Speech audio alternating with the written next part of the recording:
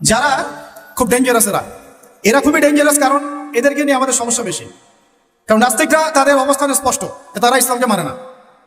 কিন্তু দ্বিতীয় শ্রেণী যারা, তারা আমাদের সাথেই চলাফেরা করে, আমাদের পাশেই সালাত আদায় করে এবং পুরো কালিমাটাই পড়ে লা ইলাহা ইল্লাল্লাহ, কখনো কখনো মুহাম্মদুর রাসূলুল্লাহ বলে।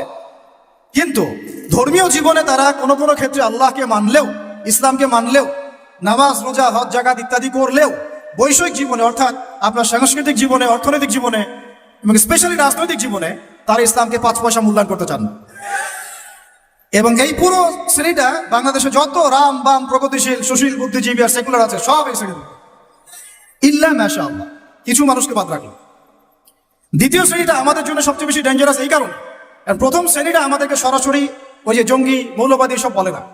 এই দ্বিতীয় শ্রেণীর যারা, তারা আমাদেরকে, অর্থাৎ তৃতীয় শ্রেণীর মানুষকে, যেটা আমি এখন আলোচনা করি নাই, তাদেরকে বলে যে তারা হচ্ছে ধর্মান্ধ, তারা হচ্ছে মৌলবাদী, তারা হচ্ছে ইত্যাদি সন্ত্রাসী, তারা হচ্ছে উগ্রপন্থী, তারা হচ্ছে কি বলবো, হ্যাঁ বলেন, এই শব্দগুলো তারা প্রয়োগ করে এই দ্বিতীয় শ্রেণীর মানুষটা।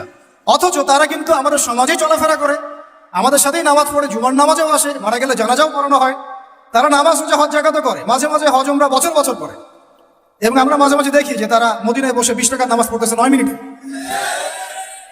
তো এই পুরো সেকুলার সোসাইটি কিন্তু দিন শব্দের ব্যাখ্যা নিয়েছে একটা ধর্মের রূপে, কৃষ্টি কালচার রূপে, এটাকে জীবন ব্যবস্থা রূপে তারা নেয় নাই। আমার কথা কি বুঝতে অসুবিধা হচ্ছে? আচ্ছা, আর এর বাইরে যারা আছে তৃতীয় শ্রেণীর মানুষ, তারা দিনের পরিপূর্ণ ব্যাখ্যা গ্রহণ করতে সক্ষম হয়েছে আলহামদুলিল্লাহ। তারাই এই পৃথিবীতে গুরাবা এবং ইনশাআল্লাহ ফাতুবা লিল গুরাবা। তারা হচ্ছে এই পৃথিবীতে গুরাবা, এই কারণে তাদেরকে মানুষ খুব একটা মূল্যায়ন করছে না। এই তৃতীয় শ্রেণীর মানুষ হচ্ছে গুটি কয়েক কিছু মানুষ এই পৃথিবীতে, বাংলাদেশেও এবং সারা ওয়ার্ল্ডে। তারা ধর্মীয় জীবনেও এক আল্লাহর তাওহীদ ছাড়া কিছুই বোঝে না, এবং বৈষয়িক জীবনে অর্থাৎ আপনার সংস্কৃতি, আপনার অর্থনীতি, রাজনীতি, পারিবারিক নীতি, শিক্ষানীতি, এই নীতিগুলোতে ইসলাম অর্থাৎ কোরআন এবং সুন্নাহ ব্যতীত অন্য কোনো দর্শনের তারা ধার ধারে না। তো দিন শব্দকে কেন্দ্র করে এইভাবে মানুষ 3 ভাগে ভাগ হয়ে গেছে।